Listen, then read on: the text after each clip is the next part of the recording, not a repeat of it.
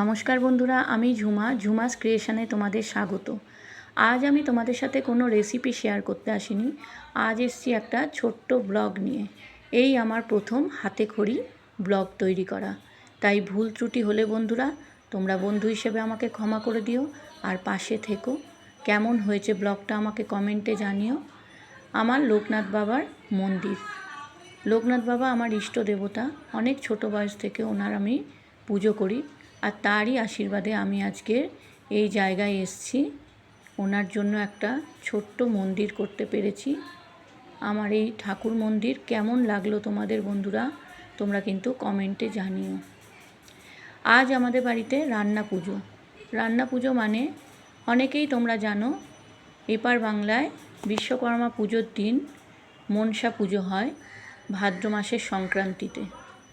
এই মনসা পুজোতে আমরা কেউ গরম খাই না, সবাই আমরা পান্তা খাই। তাই আগের দিন রাত জেগে আমরা অনেক রকম রান্না করি।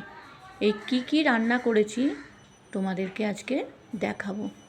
তাহলে চলো আমি কি রান্না করেছি তোমাদেরকে দেখাই। প্রথমে আমি পায়েস দিয়ে শুরু করেছি। পায়েস যে কোনো কাজে শুভ, তাই পায়েস দিয়েই শুরু করলাম।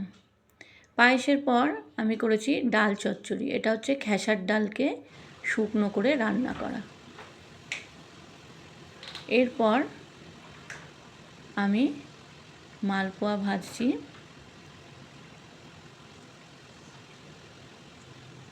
দেখো কি রান্না করছি তোমরা কিন্তু মনে রাখবে।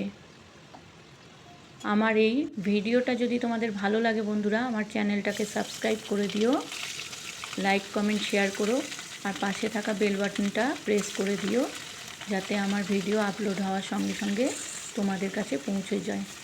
আর পুরনো বন্ধুরা আমার পাশে থেকো। দেখো কত রকম রান্না করতে হয়। রাত্রি 3টে অবধি আমি জেগে জেগে রান্না করেছি। আজকে বাড়িতে লোক আসবে। লোক সেরকম কেউ আসে না বন্ধুরা। আগে যখন আমরা সবাই একসঙ্গে ছিলাম তখন আমাদের বাড়িতে এই দিনে 1 থেকে 150 লোক নিমন্ত্রিত থাকতো, আর সারা দিন লোক আসা যাওয়া লেগে থাকতো। কিন্তু এখন যেহেতু সবাই আমরা দূরে দূরে থাকি, যার যার সংসারে আলাদা আলাদা রান্না করি, তাই আমার সংসারে কেউ আসার নেই। শুধু আমার ছেলের শ্বশুর শাশুড়ি আসবে, কিন্তু তাতেও কেউ আসুক আর নাই আসুক তাতেও এত নিয়ম করে রান্না করতে হয়। আর রান্নার শেষে আমরা এগুলোকে জল ঢেলে রাখতে হয়। ভাতে জল ঢেলে রাখবো, সেই পান্তা ভাত আমরা পরের দিন খাবো।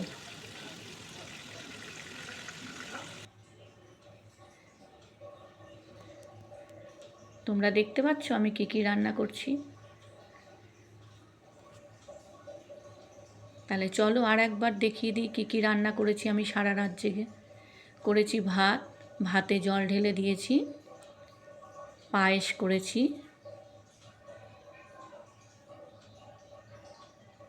মালপোয়া,